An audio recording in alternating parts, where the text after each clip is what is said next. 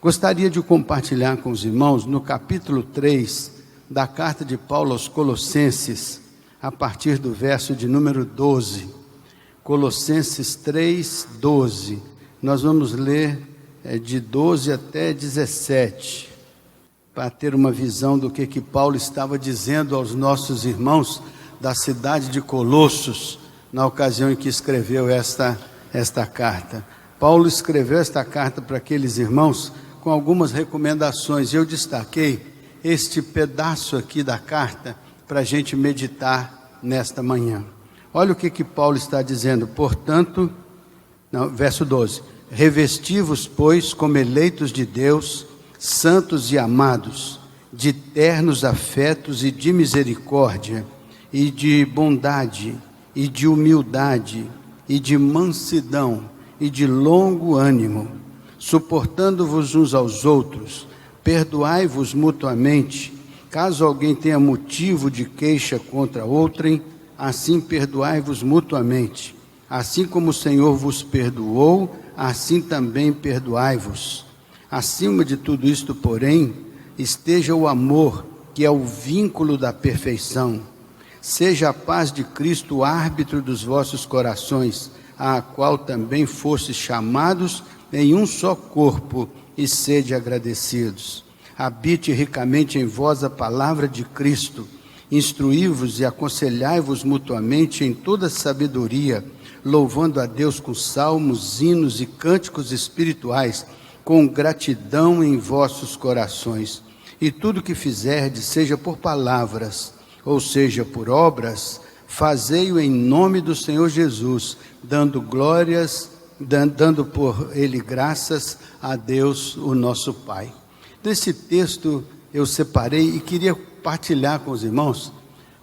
Eu escolhi aqui bem uns 5 temas, porque eu estava na dúvida qual que seria mais aplicável. Eu vou dizer os 5 e no final os irmãos podem acrescentar mais 1 ou 2 e a gente faz uma eleição para saber o que é mais apropriado, né? Olha só, a minha mãe tinha uma frase, foi a que eu escolhi, né? A minha mãe tinha uma frase, a gente falava alguma coisa, dava uma coisa errada, alguma coisa acontecia, a mamãe sempre falava assim: meu filho, de hora em hora, Deus melhora. Então eu falei, esse é o tema de hoje, de hora em hora, Deus melhora. Acredite, Deus quer construir com você a melhor versão de você mesmo. Você é único, você é singular, não há ninguém como você. Sabe que você tem uma impressão digital só sua, a íris do seu olhar é só sua, não tem mais ninguém que tenha algo semelhante. Mas mais importante, aos olhos de Deus, você é único, é singular, você é única, é singular. Mas você pode ampliar, você pode crescer, você pode se desenvolver. Então Deus está trabalhando uma ação especial da sua vida. E a cada dia Ele faz alguma edição mais melhorada, alguma coisa Ele amplia, alguma coisa Ele completa. E assim Deus está construindo a cada dia uma versão melhorada de cada um de nós, porque Ele quer o aperfeiçoamento dos santos. E o texto aqui diz que nós somos amados do Senhor e somos santos do Senhor. Veja só o que diz o verso: revesti-vos como eleitos de Deus. Você não é uma pessoa qualquer, você é um eleito de Deus. Ele nos elegeu nele mesmo antes da fundação do mundo. Você está incluso na eleição, só que você precisa dizer se aceita ou não, você precisa dizer se quer ou não quer. Você não é obrigado a aceitar a graça e o poder de Deus, mas está disponível para você.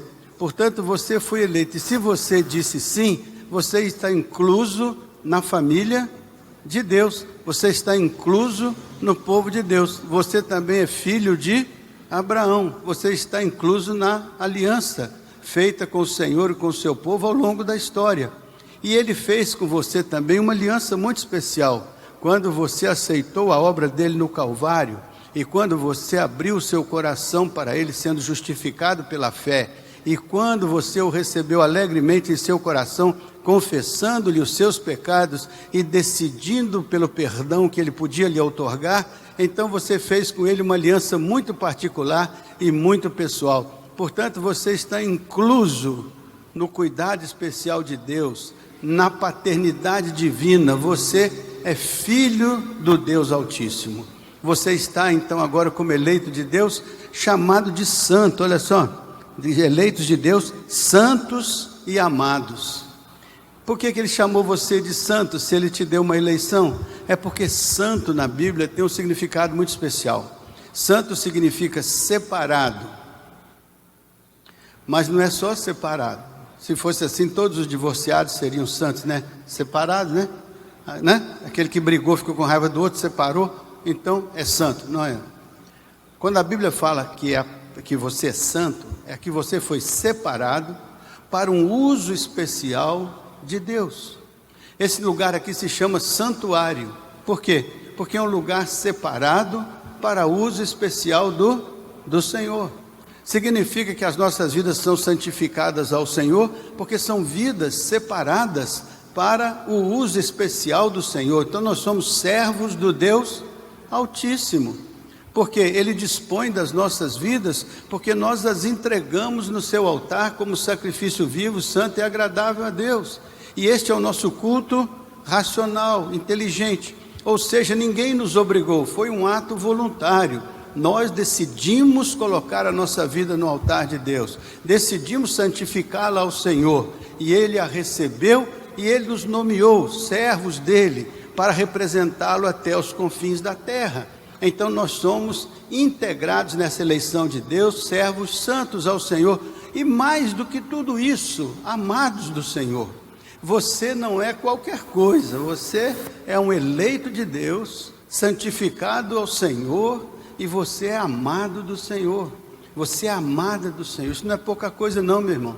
Sabendo que nesse mundo imenso, Deus olhou para você, tocou o seu coração, pela fé você o recebeu, Ele separou a sua vida e a santificou para a glória dEle, e Ele diz para você: esse é meu filho amado, eu amo você. E quando Deus diz isso, Ele está falando que Ele ama você com toda a natureza dEle, porque Deus é amor. Não é um sentimento que Ele pode sentir hoje, ou sente amanhã, ou não sente depois de amanhã. Deus, quando ama você, Ele ama você integralmente o tempo todo, por toda a eternidade. Você está incluso como eleito de Deus, no amor incondicional de Deus. Então Deus ama você. Ele amou você de tal maneira que Ele deu o Filho dEle, Jesus Cristo, para que todo aquele que nele crê não pereça, mas tenha a vida eterna. Ele amou você, e Ele ama você, porque Ele é o mesmo ontem, é o mesmo hoje. Olha, Ele te amando hoje, é o mesmo amanhã. Amanhã você tropeçou, caiu, não importa, Ele continua amando você. Ele amou o filho pródigo, mesmo quando o filho pródigo estava lá distante, mesmo quando ele estava lá na pocilga dos porcos, mesmo quando ele queria comer as bolotas dos porcos, mesmo quando ele estava sofrendo as angústias da sua rebeldia, lá, ele caiu em si, e ele falou com Deus, e Deus estava lá e disse: volta lá, vai para a casa do Pai, há um abraço para você lá, porque o amor nunca acaba. Pode acabar todas as coisas, a Bíblia diz, pode acabar a fé, pode acabar a esperança, mas o amor jamais acaba, porque o amor de Deus é eterno, e você está incluso nisso, você é alvo desse amor. O amor de Deus se estende até você, e cuida de você, como eleito de Deus, santificado ao Senhor, amado do Senhor. Aí ele diz assim agora, esses são 8 passos aqui para você ser a melhor versão de você mesmo, 8 passos para você se tornar extraordinariamente bem-sucedido na sua relação com Deus, na sua relação consigo mesmo e na sua relação com as pessoas ao seu redor. Veja só, então, esse é o primeiro passo, é o primeiro grande passo, é você ter consciência de que você é eleito de Deus, que você é santo ao Senhor, que você é amado de Deus incondicionalmente. Aí o segundo passo que ele diz agora: se posicione dessa maneira, entenda o que você é em Deus, entenda qual é a sua posição em Deus e em Cristo Jesus. Posicione-se, aceite esta condição de amado de Deus, de eleito de Deus, de santificado ao Senhor, e se posicione. Ele diz assim, ó: revesti-vos então, olha de que ele quer que você se revista. Isso aqui significa, pegue o velho homem que existia, apresente-se ao Senhor e diz: Senhor, eu era um velho homem, criado na iniquidade, na injustiça, meus olhos estavam fechados para as bênçãos da tua graça, mas alcançado pelo Senhor, então entendo que o Senhor me resgatou da minha vã maneira de viver e me trouxe para o reino do Filho do teu amor e me deu consciência dessa eleição. O Senhor disse lá na sua palavra que eu devia me despir do velho homem e deveria me vestir do novo homem criado em verdadeira equidade, retidão e justiça. O Senhor disse que eu devia ser uma nova criatura. Se eu estivesse em Cristo, eu seria nova criatura. As coisas velhas haveriam de passar e eu seria uma nova criatura, e eis que tudo se fez novo. É isso que Paulo está dizendo aos Colossenses aqui, depois de declarar que eles eram amados do Senhor, santos ao Senhor e especiais para o Senhor. Ele disse assim, ó, agora, revestivos de ternos afetos de misericórdia, revestivos de bondade, revestivos de humildade, revestivos de mansidão, revestivos de longo ânimo. Olha o que ele está dizendo. Você tem que vestir uma nova vestidura, que é exatamente contrária à vestidura carnal com que nós estamos vestidos. Por isso que a Bíblia diz que o Espírito de Deus contende com a nossa carne, e a nossa carne contende com o Espírito de Deus, com o objetivo de Deus nos convencer de que o fruto dele é muito mais elaborado e muito mais saudável do que as obras da carne, que são prostituição, que são lascívia, contenda, briga, confusão, ódio, inveja, e vai por aí afora. Você pode ler lá em Gálatas capítulo 5, que você vai ter uma boa relação de obras da carne, e ainda termina dizendo, e coisas semelhantes a esta, ou seja, a lista é muito maior. Mas o fruto do Espírito é isso aqui, é bondade, é mansidão, é longanimidade, é benignidade. É essa situação que Deus falou assim, revista-se disso, porque você terá uma vida melhorada a cada dia. Revista-se destas qualidades, dessas virtudes, e a sua vida será a cada dia uma vida mais semelhante aos propósitos com os quais eu construí o homem à minha imagem e conforme a minha semelhança. Você tem chance então de, como amado de Deus, tomar uma decisão de revestir-se daquilo que é o fruto do Espírito, porque a Bíblia diz, enchei-vos do Espírito. Não é algo que Deus empurra goela abaixo na sua vida, não. É algo que você escolhe, que você decide despir-se do velho homem e vestir-se do novo homem. Olha só então o que ele diz, que é bondade e humildade, né? Você resiste à soberba, você resiste à arrogância, você resiste à prepotência, porque isso é obra da carne que está naturalmente em nós. Queremos isso com naturalidade, mas o Senhor diz, a humildade é importante para você vencer essa etapa da vida, porque a arrogância precede a queda, mas os humildes serão honrados. Jesus, aprenda comigo que sou arrogante e prepotente de coração, e você vai ser a pessoa mais bem sucedida da vida. Foi isso que ele disse? Não, Roberto, foi não? Aprenda de mim que sou manso e humilde de coração, e você vai encontrar o caminho do descanso para a sua alma, para a sua vida. É um conselho extraordinário então, a humildade, a mansidão. Jesus diz assim, eu sou manso e humilde de coração. Então, se Jesus deu esta versão dele mesmo, pode ser esta inspiração para você, a versão de você mesmo. Pode dizer, eu sou manso e humilde de coração. Eu sou uma pessoa humilde. Não é dizer que eu sou covarde, eu sou medroso, eu sou... Não. Eu sou uma pessoa extremamente corajosa, decidida, mas eu sou manso e humilde de coração. As coisas não são contraditórias. As coisas são complementares. Você pode ter toda a força do mundo, acompanhado com toda a humildade do mundo. Foi isso que Jesus fez. Toda a força do mundo, acompanhado com toda a humildade.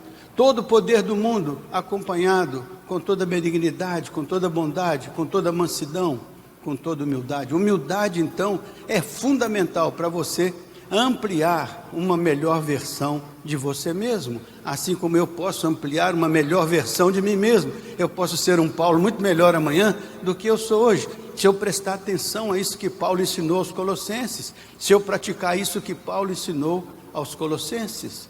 Mas eu posso passar batido por isso e não olhar para isso e ficar agindo segundo o curso deste mundo, onde antigamente eu vivia. Mas foi de lá que Deus me resgatou, foi de lá que Ele me trouxe, foi de lá que Ele me fez uma nova criatura, foi de lá que Ele me fez nascer de novo, foi de lá que Ele me habilitou a ser o templo do Espírito Santo, exatamente para que o Espírito Santo produza esse fruto dentro de mim.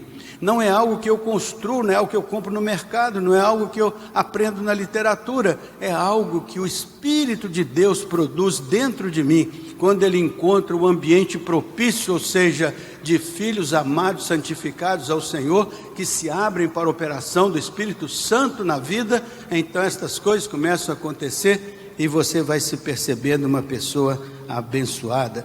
Tenha o longo ânimo, né? Ele falou aqui também no longo ânimo. Você sabe o que é longo ânimo? Se chama longânimo, né? Longo ânimo, sabe o que é isso? É você ter a resiliência. Já ouviu falar em resiliência?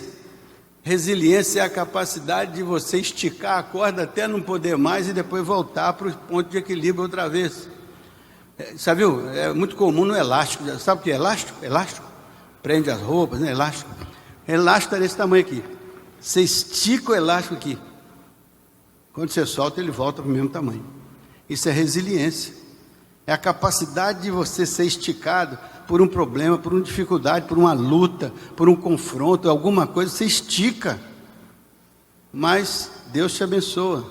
Ele diz que não deixa você ser provado além da sua capacidade de resistir.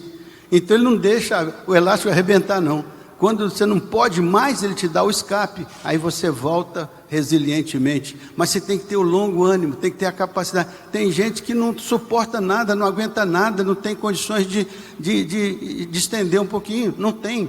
Então a vida fica muito difícil, fica sempre brigando, sempre discutindo, sempre em confusão, sempre em conflito. Acabe com isso. Distenda um pouco mais o seu ânimo.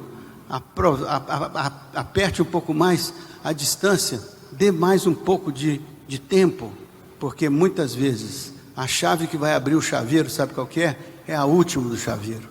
Não abre com a primeira, não abre com a segunda, abre com a última. Mas você foi resiliente, você foi persistente até o fim. Você testou todas as possibilidades. Por isso que você é uma pessoa melhor, porque você não desiste da primeira vez, porque você não abre mão da primeira vez, porque você não mete os pés pelas mãos da primeira vez. Você espera o tempo, você tem paciência, você tem resiliência, você tem longo ânimo. Por quê? Porque o Espírito Santo te habilita, o Espírito Santo lhe dá isso. O Espírito Santo olha para você e diz: eu vou colocar dentro de você um fruto que vai fazer de você uma pessoa melhor, uma pessoa capaz de esperar o tempo de Deus para as decisões de Deus. Muitas vezes a gente não quer esperar, quer tomar as decisões carnais, porque a gente acha que tem todo o direito do mundo. Humildade, sensibilidade, aguarde o tempo de Deus. Quando chegar o tempo de Deus, você vai louvar a Deus, porque você vai ser vitorioso, onde provavelmente antes você seria um derrotado. É muito importante a resiliência. Terceiro passo, olha só: aprender a cuidar dos outros como Deus cuida de você. Não é isso? Está lá? Perdoando-vos uns aos outros, cuidando uns dos outros, não é assim? Então, terceiro passo para você ser uma pessoa melhor, uma versão melhor de você mesmo: aprenda a cuidar dos outros como Deus cuida de você. Olha que coisa interessante, veja o verso 13 aí para você ler junto comigo aí, ó. Suportai-vos uns aos outros, perdoai-vos mutuamente, caso alguém tenha motivo de queixa contra outro, assim como o Senhor vos perdoou, assim também perdoai-vos mutuamente. Então, o exemplo é o Senhor. O que o Senhor fez por nós, a gente deveria tomar como exemplo, modelo, e fazer pelos outros. Então, esta coisa de suportar-vos uns aos outros, às vezes a gente pensa que suportar é aguentar o outro, né? Tem que aguentar esse mala, tem que aguentar essa mala, né? Fazia, Josiane? Tem que aguentar essa liduína, né? Uma mala, tem que aguentar, não é assim, Luiz? Tem que aguentar esse Josiane, uma mala. Você pensa que é isso que está escrito aqui, mas não é isso não. Aqui está, o que está escrito aqui é: dê suporte ao outro quando ele necessita. Suporte o outro, dê suporte, dê apoio, ajude o outro a superar, a ser a melhor versão dele mesmo, como você quer ser a melhor versão de você mesmo.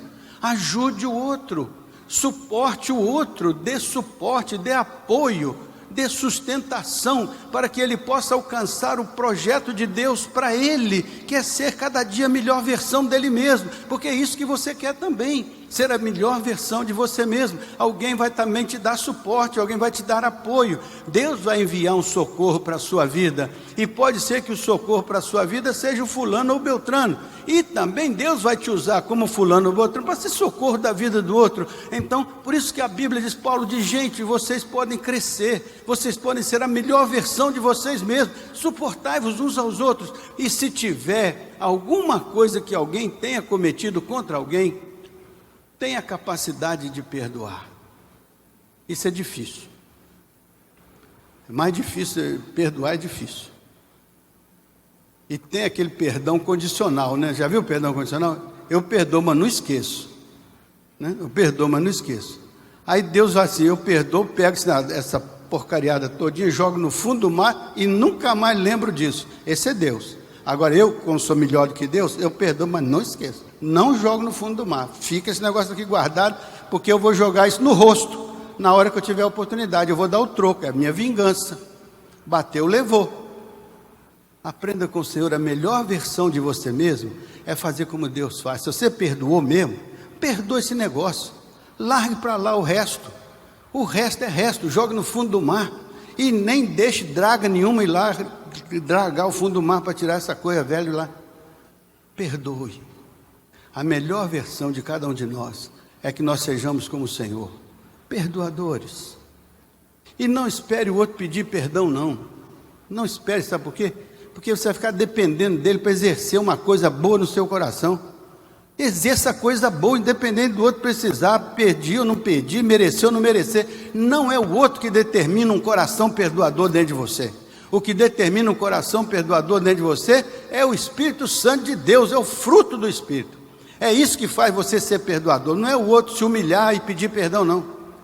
O outro se humilhar e pedir perdão é uma bênção para ele, mas a bênção para você já foi dada por Deus. É ser perdoador. Não deixar que o outro determine qualquer raiva, ódio, amargura ou raiz de amargura que contamina a sua vida. Largue esse negócio de mão. Pegue o Espírito do Senhor, o perdão que Deus mandou você exercer sobre aqueles que por qualquer motivo te machucarem ou te maltratarem. Não quer dizer que você vai se expor a essa situação, mas quer dizer que esta situação está resolvida entre você e Deus, e está resolvida entre você e o opressor. Está resolvida. Só ainda não se manifestou no tempo e no espaço, mas a hora que tiver a oportunidade vai se manifestar, porque no seu coração já está resolvida a questão. Resolva a questão dentro do seu coração. Faça isso, porque fazendo isso você se liberta de mágoa, de tristeza, de vingança, de revolta. Você se liberta disso, e você pode deixar a sua vida voar livremente. Você pode deixar a sua vida se estender na presença de Deus. Sabe o que vai acontecer? Você terá uma versão muito melhor da sua vida depois disso do que antes disso. Você vai ser livre, e ninguém vai poder tirar a sua paz. Ninguém vai poder destruir você interiormente, porque você está livre em Cristo Jesus. Você está liberto em Cristo Jesus. Por isso que o Senhor disse uma vez, no contexto, ele diz assim: não vos vingueis a vós mesmos, minha é a vingança, diz o Senhor, eu recompensarei.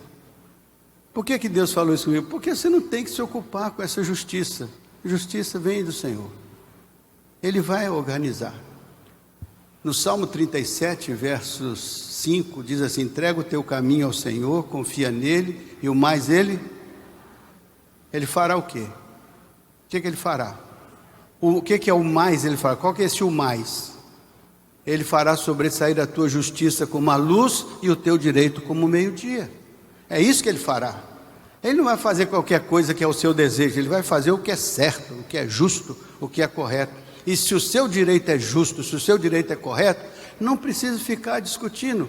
Perdoe, porque o Senhor fará sobressair estas coisas. E quando Ele fizer sobressair estas coisas, você será honrado, porque você foi benigno, você foi bondoso, você foi misericordioso, você estendeu a sua mão ao que não merecia a sua mão estendida. Foi assim que Jesus fez na cruz do Calvário. Estendeu a sua vida aos que o maltratavam. Lá no Oriente tem um ditado interessante, diz: ser como sândalo que perfuma o machado que o fere. Ser como sândalo que perfuma o machado que o fere. O machado fere, mas sai perfumado. É assim que o Evangelho vai mostrando que existe uma outra dimensão do que a dimensão carnal. Existe a dimensão espiritual. Paulo disse assim: não vos pude falar como a espirituais, mas tive que vos falar como a carnais, porque ainda sois meninos na fé, estáis ainda nos primeiros passos. Evolui para uma vida espiritual, amadurecida, com o fruto do Espírito governando, e não com as obras da carne predominando. É isso que Paulo está ensinando aos Colossenses, e é isso que é bom a gente aprender, porque a gente aqui por tabela, né, o Paulo ensinou lá, a gente aprende aqui, bota em prática e tem as mesmas bênçãos, porque a palavra de Deus é eterna, eficaz. Se ela é eficaz lá, é eficaz aqui, é eficaz em qualquer lugar, mas nós temos que nos converter a ela, nós temos que acreditar que ela é verdadeira, né? E ele diz que, nesse contexto, nós devemos pensar na predominância do amor. O que predomina? Predomina é o amor, não é isso? Diz assim, ó, verso 14: acima de tudo isso o quê? Acima do perdão, dessa coisa toda, acima de tudo isso, deve prevalecer o amor. Esteja o amor, que é o vínculo da perfeição. Então, meu irmão, se você quer uma melhor versão de você mesmo, se eu quero uma melhor, eu tenho que entender que o elemento governador da minha vida é o amor, porque ele é que vai vincular todas as coisas na direção da perfeição de Deus, da perfeição do caráter de Deus, do amor de Deus, do perdão de Deus. É Deus que vai derramar no nosso coração o seu amor, pelo Espírito Santo que Ele nos deu. Então o amor de Deus, a essência de Deus vem para dentro da nossa vida, e nós precisamos exercitar essa essência de Deus dentro de nós, pelo Espírito Santo que habita em nós, e produz o fruto do Espírito com o qual nós realizamos todo esse projeto de mutualidade, de suporte, de apoio, e de perdão, de restauração, de reconciliação. Essas coisas são fundamentais para que nós possamos estar escrevendo uma melhor versão de nós mesmos a cada dia, aos olhos de Deus, né? Interessante que Deus mesmo, Ele diz assim: vós sois a carta de Paulo Roberto Seabra, né? Os membros da igreja, vós sois a carta de Paulo Roberto, escrita com a mentalidade muito iluminada do Paulo Roberto Seabra. É isso? Está escrito? Vós sois a carta de quem? De Cristo. Escrita com o quê? Com o sangue de Cristo, meu irmão. Isso não é pouca coisa, não. A sua vida é um documento, a sua vida é um monumento que está sendo construído, a sua vida é um texto que Deus está produzindo, e cada dia esse texto se aperfeiçoa mais, até chegar o dia final, quando você vai falar igual Jesus: Pai, eu glorifiquei-te na terra, tendo consumado a obra que o Senhor me deu a fazer. Agora toma, me leva para ti mesmo. Para onde o Senhor estiver, eu esteja junto com o Senhor, e todos os que nos seguiram estejam juntos conosco, e a família de Deus vai estar reunida com o Senhor na glória. Que maravilha! É isso que Paulo estava ensinando para os Colossenses, e por tabela chega até nós, porque a palavra de Deus escrita é instrumento que o Espírito de Deus usa. Usou lá, usa aqui, e vai usar amanhã em qualquer outro lugar. Se a gente se perceber disso, e se a gente se tocar com isso, e se a gente praticar isso, é fantástico. A gente vai ter a cada dia uma versão melhor da nossa igreja, uma versão melhor do nosso povo, da nossa comunhão, das nossas famílias, das nossas vidas, das nossas relações interpessoais, e nós vamos avançar, não é? Eu gosto sempre de lembrar os irmãos que quando a gente fala em amor, a gente está falando pelo menos em 3 coisas distintas. porque amor é uma palavra tão desgastada. Eu digo assim, eu amo Josione.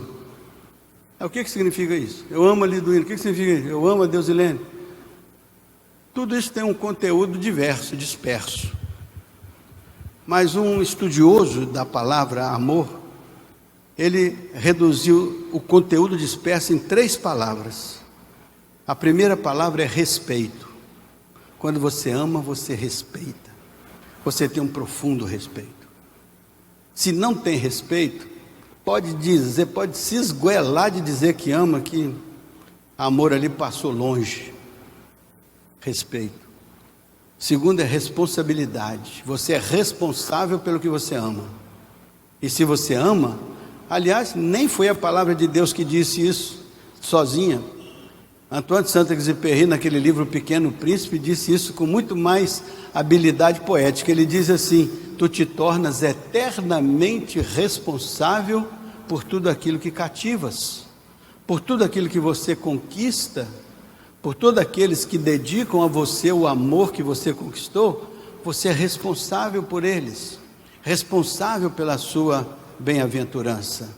Então a melhor versão de nós mesmos é que o outro sinta que nós amamos porque respeitamos, amamos porque nos sentimos responsáveis pela bem-aventurança da pessoa. E em terceiro lugar, ele falou que o amor está marcado com o cuidado que você dedica ao objeto amado. Eu amo a minha igreja, cuide dela.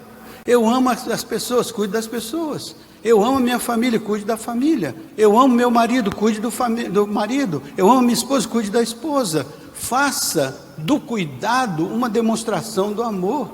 É isso que Paulo está dizendo. Esse amor é que vincula a perfeição aos nossos atos, aos nossos gestos, às nossas relações.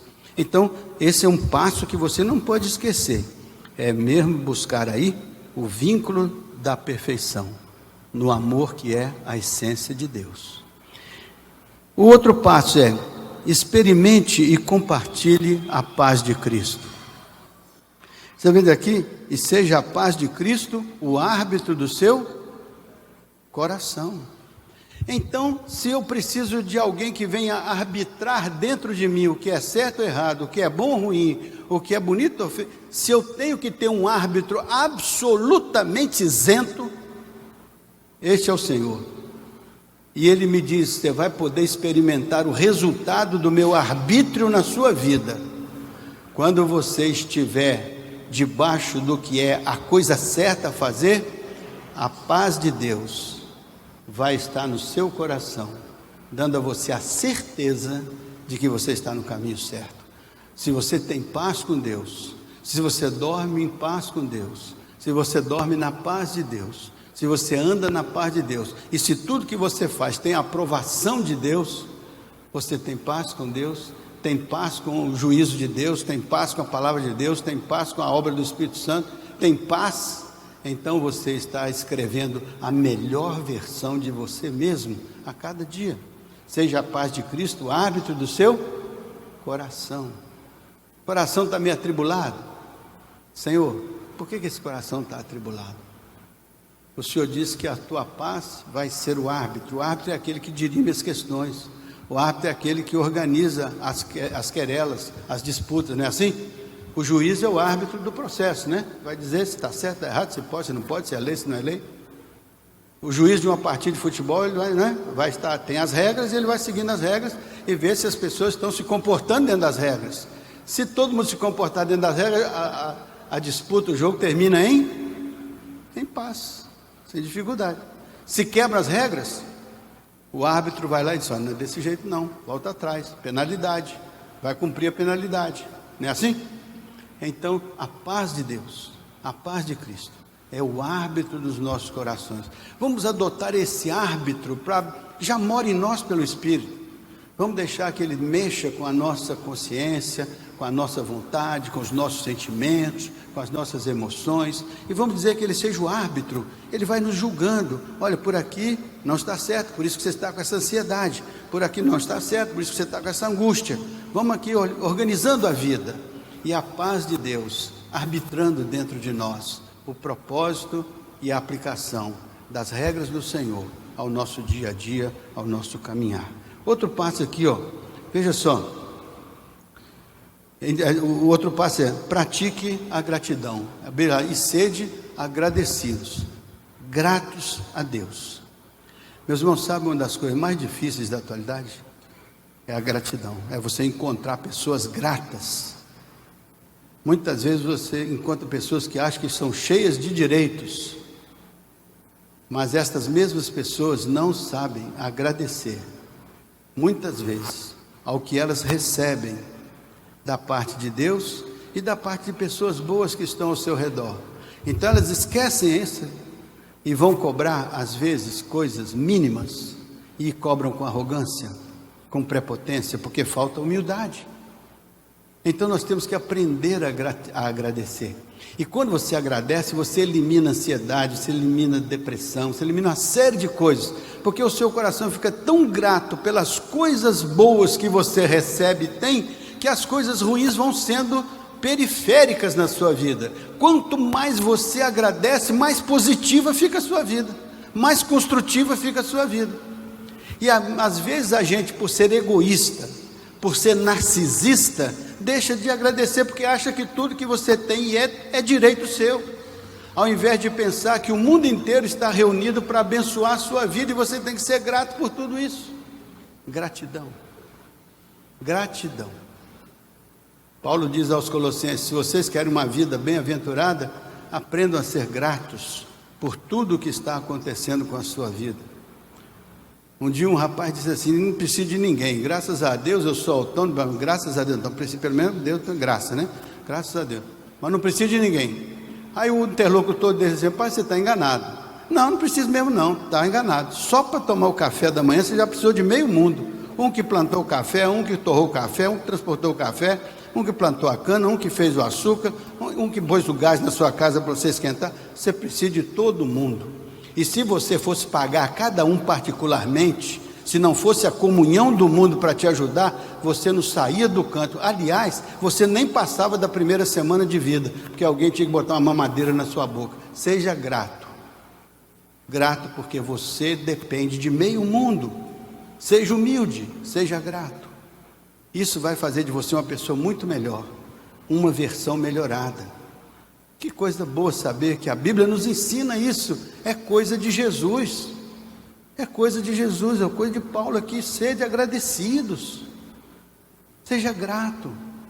O versículo seguinte diz aqui, ó, vamos pegar o verso 16: habite ricamente em vós a palavra de Cristo, instruí-vos e aconselhai-vos mutuamente em toda sabedoria, louvando a Deus com salmos, hinos e cantos espirituais, com gratidão em vossos corações. Tem que fazer o louvor? Vai fazer o louvor? Vai, mas com gratidão no coração. A gratidão está presente no louvor, a gratidão está presente na palavra que habita em nós, a gratidão está presente na história do cristianismo, de ponta a ponta. Sede agradecidos. Para terminar então, meus irmãos, encha-se da palavra de Cristo, habite em vós a palavra de Cristo. Não deixe que a sua vida se perca da meditação, da leitura, da apropriação da sua experiência espiritual. Faça a sua hora tranquila, abra a palavra, pergunte o que Deus quer falar com você naquele momento, pergunte o que você deve deixar de fazer ou o que você precisa fazer. Abra-se para a revelação de Deus. O salmista diz: abriguei a palavra de Deus no meu coração, escondi no meu coração, para eu não pecar contra Deus. Ou seja, a palavra de Deus é uma espada penetrante, vai lá, e nos ajuda a discernir as intenções e motivações do coração. A palavra de Deus nos esclarece. Então, para você ser a melhor versão de você mesmo, traga a palavra de Deus para dentro de você. É o que disse Paulo aqui: habite a palavra de Deus nos seus corações. Então é trazer a palavra para dentro de nós e fazer da palavra não apenas algo que fica arquivado no recôndito do coração, mas algo que se torna uma atividade muito grande. Louvando ao Senhor em todo o tempo, com salmos, hinos. E para finalizar, o passo seguinte, último, ele diz assim, ó: e tudo que fizerdes, seja por palavra ou seja por ação, fazei tudo em nome do Senhor. Então ele está falando, haja convergência entre a palavra e a ação, e a motivação seja a glória do Senhor. Tudo que você falar e tudo que você fizer vai convergir para a glorificação do nome do Senhor. Então não fale mentira, não fale fofoca, não fale confusão, não fale nada disso, porque não presta, não converge para a glorificação do nome do Senhor. Fale palavras de edificação, palavras de reconciliação, palavras de sabedoria, palavras que dignifiquem a convergência das nossas vidas para o Senhor Jesus. E não só palavras, mas ações. Palavras e ações devem convergir para a glorificação do nome do Senhor. Sua vida será muito melhor, minha vida será muito melhor, se eu aplicar esses 8 princípios que Paulo explicitou para os colossenses. Espero que tenha dado uma contribuição para vocês pensarem, refletirem e botarem em prática, porque assim seremos pessoas melhores, que é o que Deus quer. Ele quer o aperfeiçoamento dos santos, e você é um eleito santo. Ele quer o seu aperfeiçoamento para a obra do ministério, para a obra dele aqui na terra, para a gente glorificar o nome dele em tudo que a gente fizer. Alex.